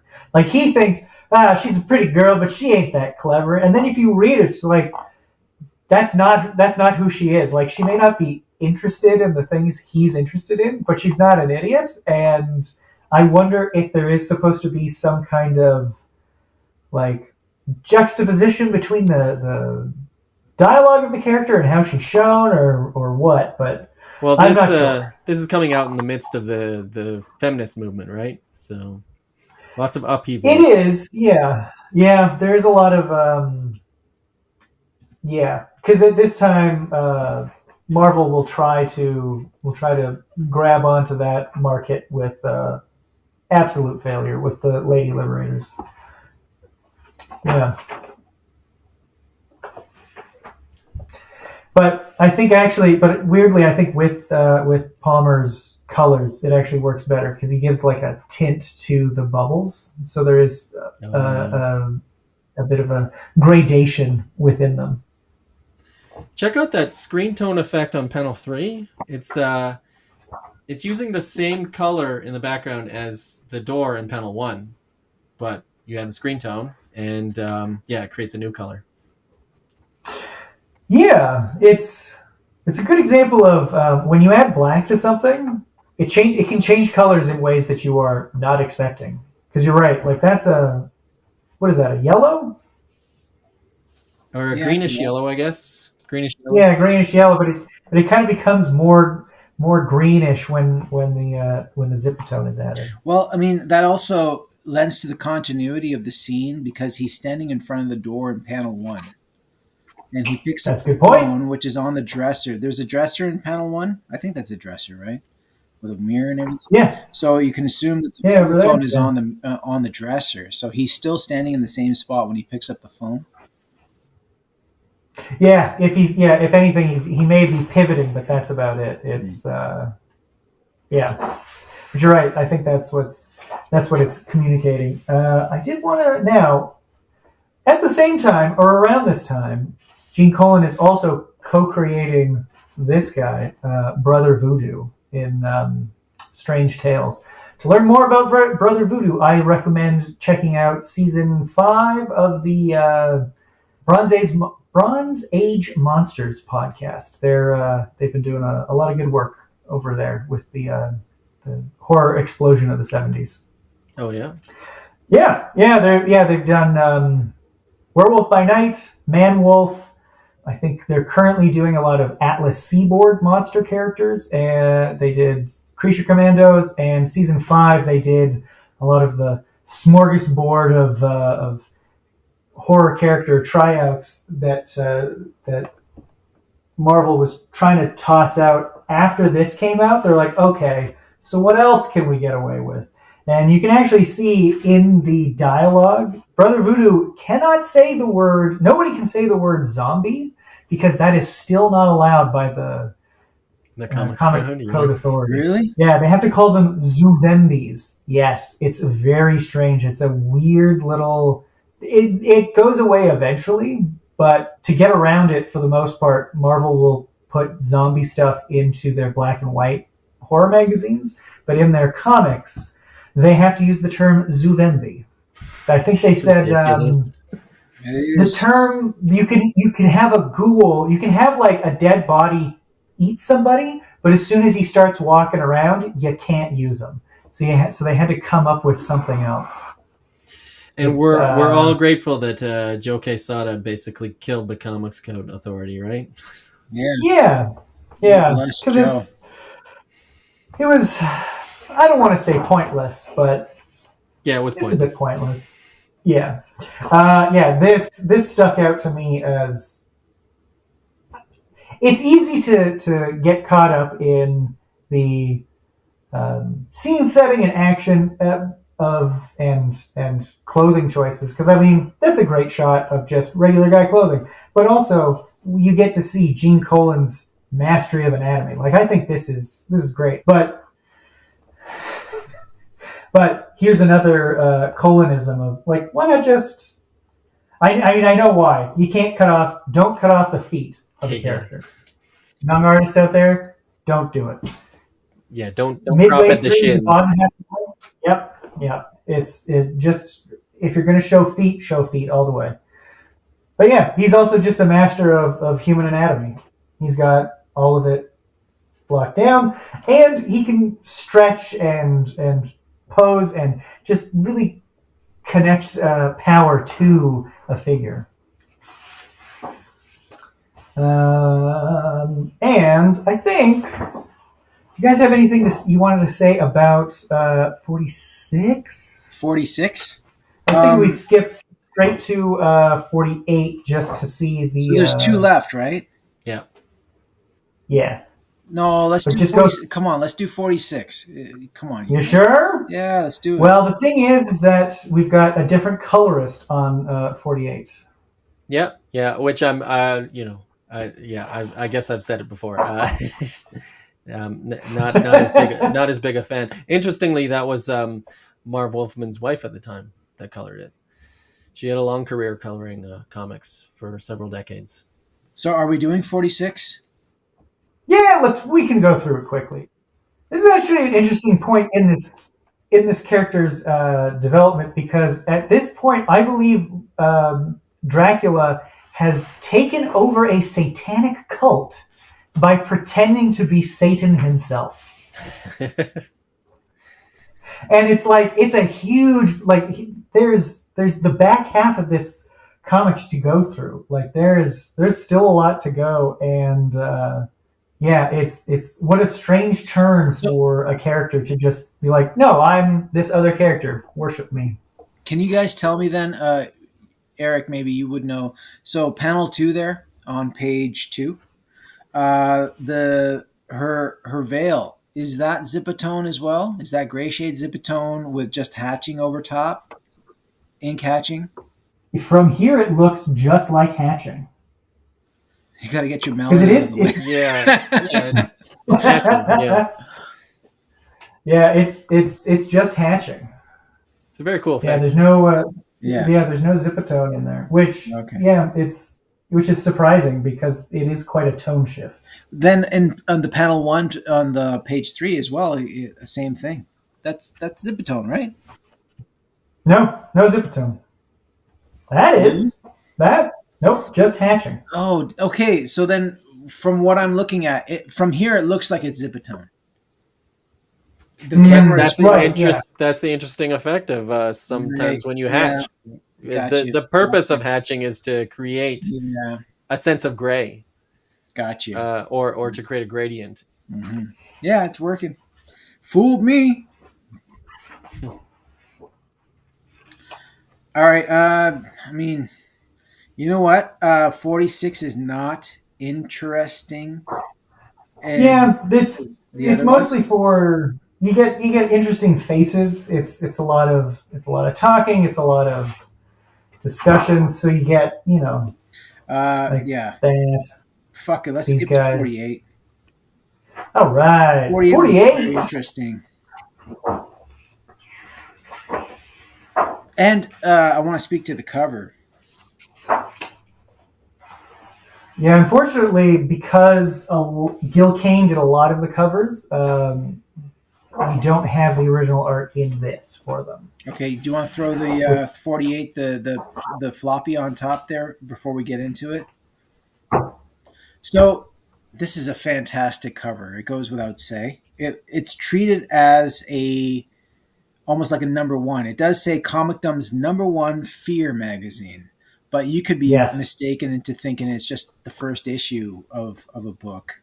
And it's just a regular comic, right? There's nothing special about this one. Yes, but this is around the time that Marv had. So this sort of thing, this comes in when Marv Wolfman, who had been the writer editor of the book, also became editor in chief of Marvel for a bit. Gotcha. And so, with that power, he was able to create not a new title, not a new title logo, but a new title design. And he did slap that on just thumb on the scale, just because. Yeah, exactly. But at the time, favorites. It still is. It really is the number one. It is Comicdom's number one horror fear magazine. It's not horror, and no comic has made it. No horror comic has made it to 48. The second longest is Werewolf by Night, but that only makes it into the 30s, and it starts later. So, and its sales were never what Tomb of Dracula had. Was it because of the comics code that they couldn't use the word horror on the cover, so they had to use fear? Because it says Trilogy of Fear, right? It might be because they changed some stuff, but not others. Like the reason they're able to use Dracula and a lot of the horror monsters from Hammer and Universal movies is because they have a lot of basis in literature, so they could say, well, this is a literary character. What do you want us to do? It's classy. It's educational. Because, and now I can finally bust out this information that I found. Because there were certain things that you couldn't do, but they'd been trying to push their way into horror stuff that, like with the introduction of Michael Morbius in Spider-Man, he's not a vampire, he's a scientific vampire. That's very different. Or they would then have Encantu, the living mummy, who was like, you can easily get around it by saying, well, mummies actually exist, and he's not dead. He's alive. He's the living mummy. What do you want?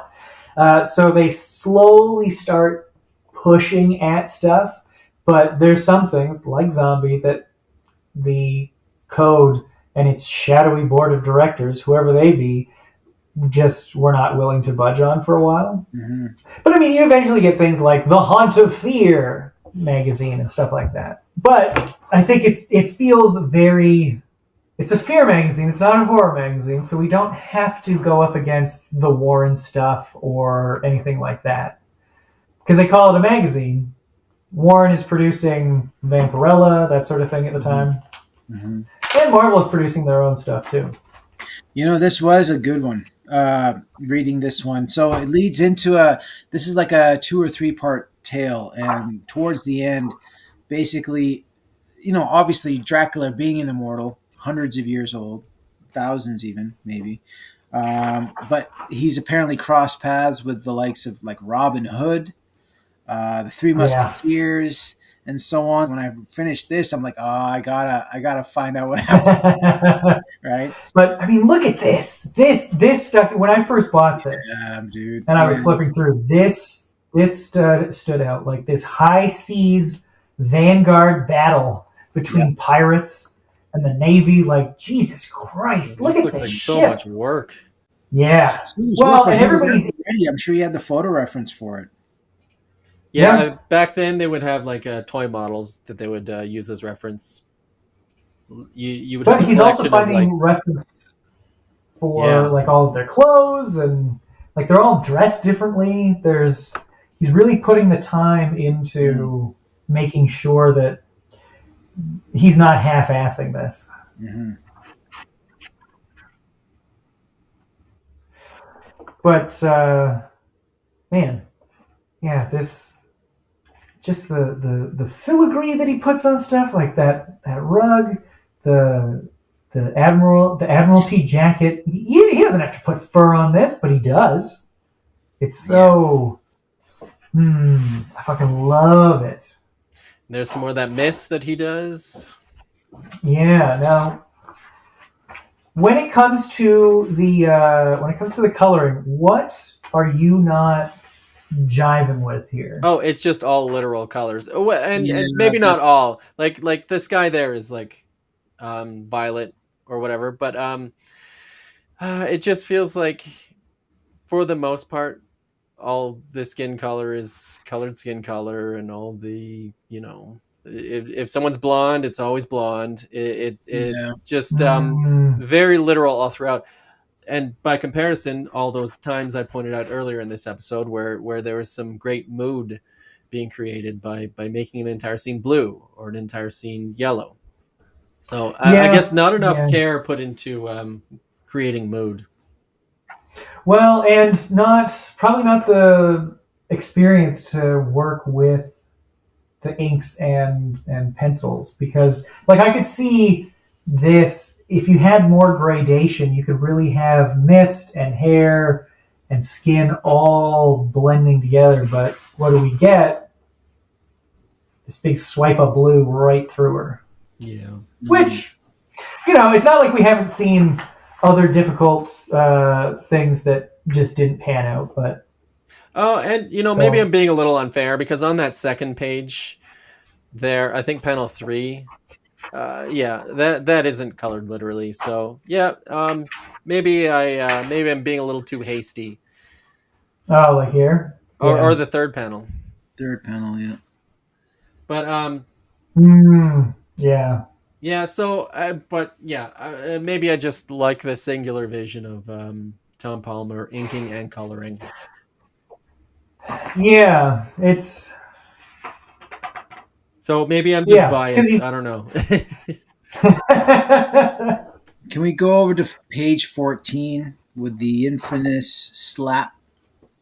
It's infamous among us, at least. Infamous among us, because the comics code was such bullshit. Yeah. So not only that, but actually I think one of the rules was you couldn't show blood. But here they've got a vial of blood. So I think the rule was actually you can't show blood coming out of a person. I think that was the rule. So that's why they inked all the blood black whenever there was a corpse or something around. Okay. But in this case, it was in a vial, or it was in a jar, or whatever that was. And so I guess they got off with that. And it's who knows if it's human blood or ox blood or cow blood, or who knows, right? Well, yeah, you see the jars pop up quite a bit when it comes to getting blood for someone. This is actually before the mass production, because now you think of blood bags as a bag, right? That's not how they used to be. They didn't used to be the packets. They used to be just big old jars of them. Yeah. Which is, also a sign of the times. I love that it's just labeled blood. Yeah. And then panel 5 is also a pretty this one? heavy panel there, yeah. Yeah. Very horrifying. And it gets, the thing is that they are pushing a lot of stuff, and you do get, and I wonder if it's Dracula that makes this more possible, but you get a lot of, especially for the 70s, there's a lot of sexual overtones in this that you don't see in, say, Spider-Man, right? Like, if you read comics from the Spider-Man comics from the 70s, Peter Parker is a virgin. Like, Mary Jane has never stayed over at... Motherfucker, yeah. Yeah. He has Mary Jane has never stayed over at that apartment. Harry's dates never stay. Like, it's quite clear that they are that they're really holding to this. It's in the Leave It to morality. Beaver universe. Yeah, despite it being about, like, there's two good-looking 20-year-olds in the 70s. Like, of course they're fucking. Of course they are. Of course they are. But in this, you do get a lot more, like, oh, he's biting, he's sucking. Oh, the transfer of fluids. Oh, no, please don't. But also, yes, do. Yeah. I wonder what the female leadership was on this book. Given Marvel at the time, I'm going to say Michelle Wolfman, and that is it. There is no female leadership at Marvel whatsoever. I think that doesn't happen until the 80s. I said readership, not readership. I can't imagine it's a lot, right? Well, the cover to 48 is actually like it's pretty much a movie poster, right? Yeah, And like it does women kind of love have a vampire stories. romance. Yeah. Yeah, yeah, and it's a very romance comic thing at the same time. Yeah. Well, he's had And his. romance comics they're still being produced. This is 76. Mm,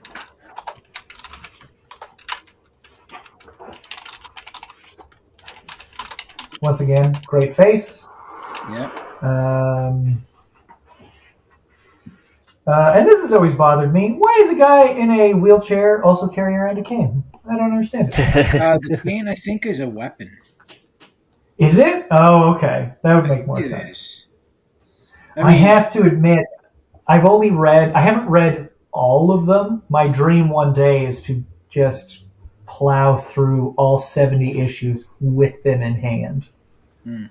So I've read a lot of these, but not all of them. Right. As far as colonisms go, though, I think this is fantastic when it comes to the use of lines and striation to communicate not just fog, but also light. Like the complete lack of a line containing the head and hair. It's something you don't see. Frankly, I don't think you see enough today. Yeah, it looks very good. Mm-hmm. I would say, since we're winding down here, I'm just going to say consistently, every issue of this that I've read has been A game, A game, A game every It's time. very surprising.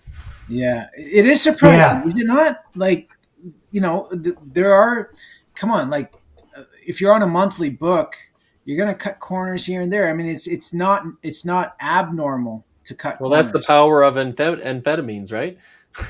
Yeah, That's well, right. I mean, I didn't know that until you mentioned it.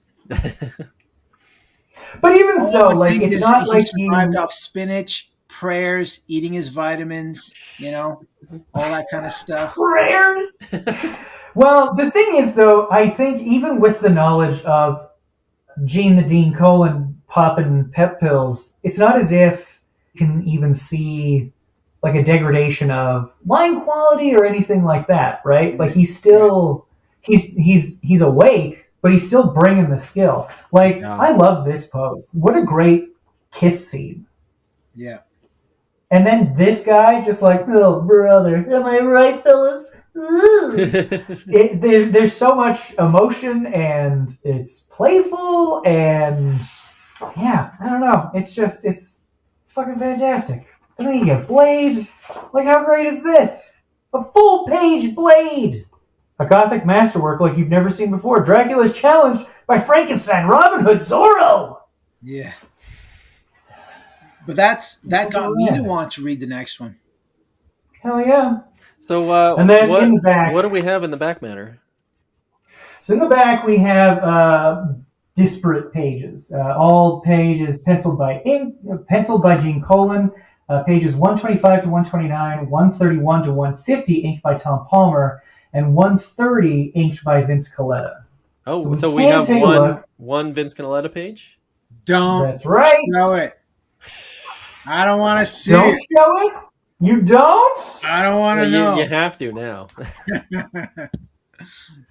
Well, unfortunately, they don't number these pages. So let's see. 25, 26, 27, 28, 29. So I have... oh, here we go. I have the New Gods. So this is... I have the New Gods Artist Edition, and the first two issues in it has issue 1 and 2 inked by Vince Colletta, and then the rest of the Artist Edition is inked by Mike Royer. Mike Royer, yeah. And the difference is stark. In the Vince Colletta, in the Vince Colletta ones, there is so much evidence of whiteout and just like throwing ink down on the page and throwing whiteout on the page and fixing stuff and just like so much evidence of the artist's hand. And then the Mike Royer pages are just clean, just so clean. And it's just an interesting contrast. Speaking of contrast, here we have this is Vinny and this is Tom. Okay, so actually that brings Uh, up something like, did you see a lot of evidence of whiteout or fixes or anything in all of those pages that we saw? no, I didn't. There No, were they were. some that you could see, mostly on surfaces.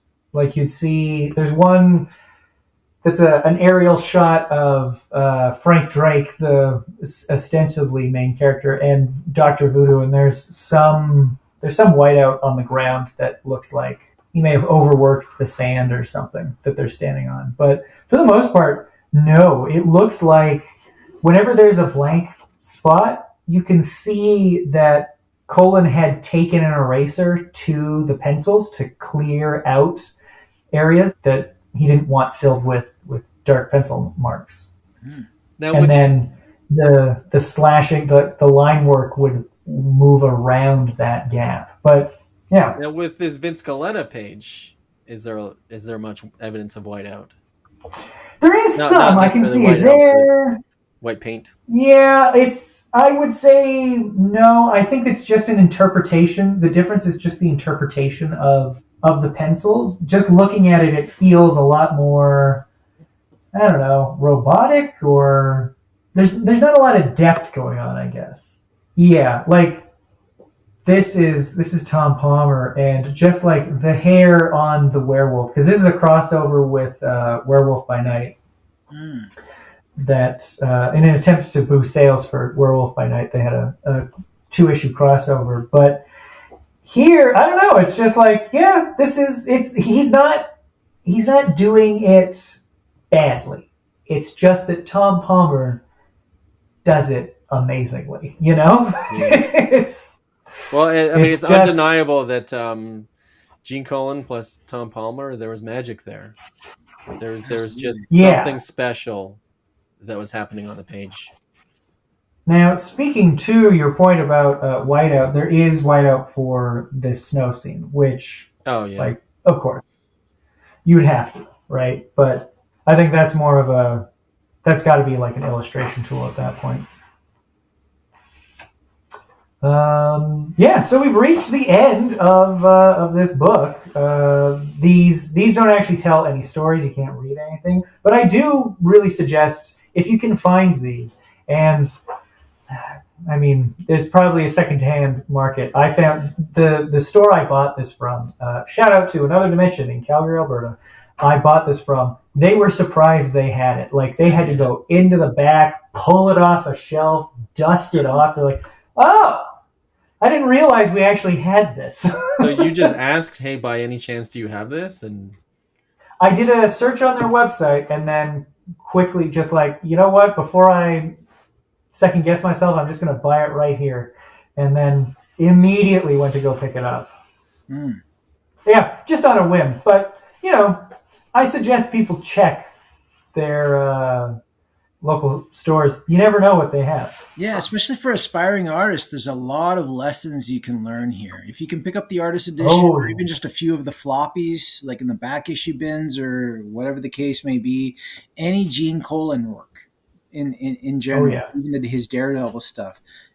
It's not just storytelling techniques; it's ink techniques, it's rendering techniques, all that kind of stuff. There's a lot there to be mined from. Yeah, I think this is a great example. there's an Just her early pose here. Captain America comic that they reproduced his pencils for a story, right? Which is something they couldn't do back in the 70s. But when printing technology was a lot better, by the time you get to the aughts, they could ask him to do full pencils and they could reproduce it on the page. So have you guys read any of that? Or read that? I haven't read that. No. But I have come across Nathaniel Dusk, and I think that's what's going on in that as well. It was a 4-part occult detective series, and there is definitely a lack of hard black lines in it. Mm-hmm. I would be interested to see, but I found a digital version. I would be interested to see what the original printing is, because it feels like it's not translating somewhere. Mm. But yeah, later on he would do, and this is not the last time he did Tomb of Dracula. He and Marv Wolfman and Tom Palmer reunited for it's like, I can't remember what it's called, but it's another Dracula story put out by Dark Horse, and it's now free of the constraints of Marvel and that tyrant Jim Shooter, we can tell our own goddamn story about Dracula, which I'm gonna try to seek out as well. And as a fun bit of knowledge, this book actually has count them, 4 spin-offs. We all know the Blade trilogy, Blade 2, Blade Trinity. 2 varying successes, although I will say I think Blade 2 is the best. Guillermo del Toro fucking killing it on that. Yeah. But there was also the 1980s Japanese anime Dracula Sovereign of the Damned, which is based off of basically the back half of the book. Really? Yeah. I've never heard of And this. yeah, I don't think it's very easy to get your hands on. It's also called The Emperor of Darkness, The Vampire Dracula. Much of the main plot was condensed, and many characters and subplots are truncated or omitted. It is animated in Japan by Toei and sparsely released on cable TV in North America in 1983 by Harmony Gold, dubbed into English. You can still get it on... under the title Dracula, Sovereign of the Damned on October 31st, 2022, Kaneko Video released a remastered 4K scan of the film's original 16mm print. Wow. Yeah. I don't think a lot of people have a lot of high regard for it, but it is interesting to see what translates. Like, why would Japan want to condense the back half of a long-running series that had been over for 2 years by the time it came out? Yeah, it's just like, what? Why? Also, ooh, just look at that. Yeah. Exactly. Oh, God, that's such a beautiful book, bro. Yeah, I know, right? I couldn't, it started my, I promised myself this is just going to be it, and now, no, I got to keep getting more and more. But this is A number 1. Yeah. Well, okay, so Taylor, you did this art. Yeah. So this was yes. This was inspired by the art of Gene Colan. It is, yes. Well, and Tom Palmer. As I'm not. There's something I wanted to see how their techniques translated, and I mean, once again, as ever, I'm not satisfied with the results, but I do have a better appreciation for what they've put into this. Like, this is just, especially the night sky and everything. I was like, how the hell am I going to do this? I want to make it misty. I want to make it spooky. It didn't really work out, but that's okay. It was a great learning experience. No, it looks good. I don't like her face. I don't like he's kind of an amorphous blob. I don't know. I should say it sounds like you do these within just a couple of hours. Like, how long did it take you to do this? Yeah, I think that is a problem. I don't take long enough. I don't do enough planning. Did you use a Pigma brush pen, or did you use that Japanese top shelf stuff? Yeah, the Pentel pocket brush. Pentel? Yeah, Pentel. I knew it. Yeah.